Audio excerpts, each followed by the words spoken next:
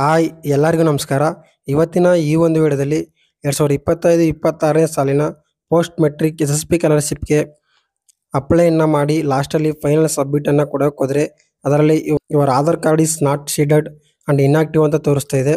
ನಮ್ಮದು NPCI mapping ಆಗಿದೆ, ಆದರೂ ಕೂಡ ಈ ರೀತಿಯಾಗಿ ತೋರಿಸ್ತಿದೆ. ಯಾಕೆ ಅಂತ ಕೇಳ್ತಿದ್ದೀರಿ? ಇದು ಒಬ್ಬರಿಗೆ ತೋರಿಸ್ತಿಲ್ಲ, ಎಲ್ಲರಿಗೂ ಕೂಡ ತೋರಿಸ್ತಿದೆ. ಅದು ಯಾಕೆ ಅಂತ ನೋಡೋಣ. ಅದಕ್ಕಿಂತ ಮುಂಚೆ ಇದೇ ಥರ ಸ್ಕಾಲರ್ಶಿಪ್ ಅಪ್ಡೇಟ್ಗಳಿಗಾಗಿ ನಮ್ಮ ಚಾನಲ್ಗೆ ಒಂದು ಸಬ್ಸ್ಕ್ರೈಬ್ ಮಾಡ್ಕೊಳ್ಳಿ, ಹಾಗೆ ಲೈಕ್ ಮಾಡಿ ಅಂತ ಹೇಳ್ತಾ ಬನ್ನಿ ಈ ಒಂದು ವಿಡಿಯೋನ ಶುರು ಮಾಡೋಣ. 2025-26ನೇ ಸಾಲಿನ ಪೋಸ್ಟ್ ಮೆಟ್ರಿಕ್ SSP ಸ್ಕಾಲರ್ಶಿಪ್ಗೆ ಅಪ್ಲಿಕೇಶನ್ ಇವಾಗ ಆಗಲೇ ಸ್ಟಾರ್ಟ್ ಆಗಿದೆ.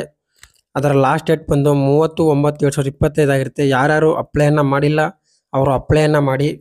ಇವಾಗ ಏನಂತ ಹೇಳಿದ್ರೆ, ಇಲ್ಲಿ ಅಪ್ಲೈಯನ್ನು ಮಾಡಿ ಲಾಸ್ಟಲ್ಲಿ ಫೈನಲ್ ಸಬ್ಮಿಟನ್ನು ಕೊಡೋಕೆ ಹೋದರೆ ಅಪ್ಲೈ ಮಾಡ್ತಿರೋರಿಗೆ ಅಪ್ಲಿಕೇಶನನ್ನು ತಗೊಳ್ತಿಲ್ಲ. ನೋಡಿ, ಇಲ್ಲಿ ಡಿಕ್ಲರೇಷನ್ನ ಕೊಟ್ಟು ಸಬ್ಮಿಟ್ ಮೇಲೆ ಕ್ಲಿಕ್ ಮಾಡಿಕೊಂಡ್ರೆ ಈ ರೀತಿಯಾಗಿ ಬರ್ತಾ ಇದೆ.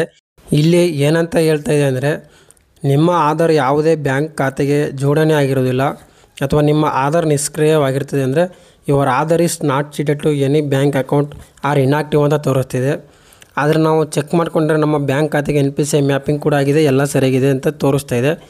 ಆದರೆ ಇದು ಒಬ್ಬರಿಗೆ ಈ ರೀತಿಯಾಗಿ ತೋರಿಸ್ತಾ ಇಲ್ಲ, ಎಲ್ಲರಿಗೂ ಕೂಡ ಈ ರೀತಿಯಾಗಿ ತೋರಿಸ್ತಿದೆ. ಯಾಕೆ ಈ ರೀತಿ ತೋರಿಸ್ತಿದೆ ಮತ್ತು ಇದಕ್ಕೆ ಸೊಲ್ಯೂಷನ್ ಏನಂತ ಹೇಳಿದ್ರೆ, ನೋಡಿ, ನಾನು SSP ಹೆಲ್ಪ್ಲೈನ್ ನಂಬರ್ಗೆ ಕಾಲ್ ಮಾಡಿ ಕೇಳಿದೆ.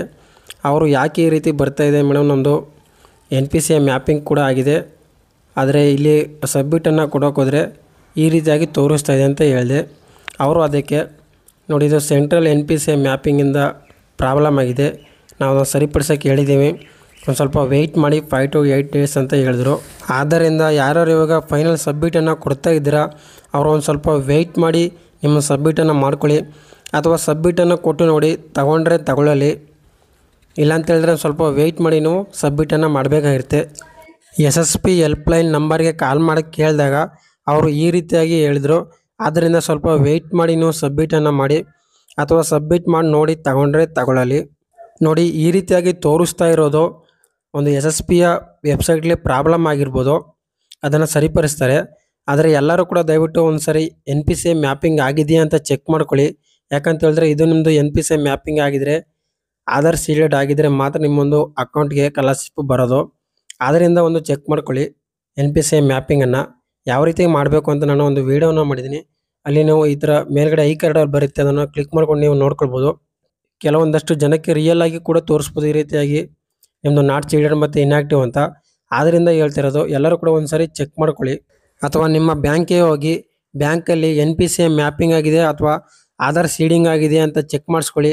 ಆಧಾರ್ ಸೀಡಿಂಗ್ ಆಗಿದ್ರೆ ಓಕೆ, ಇಲ್ಲ ಅಂತ ಹೇಳಿದ್ರೆ ಅಲ್ಲೇ ನಿಮ್ಮ ಬ್ಯಾಂಕಲ್ಲೇ ಆಧಾರ್ ಸೀಡಿಂಗನ್ನು ಮಾಡಿಸ್ಕೊಳ್ಳಿ.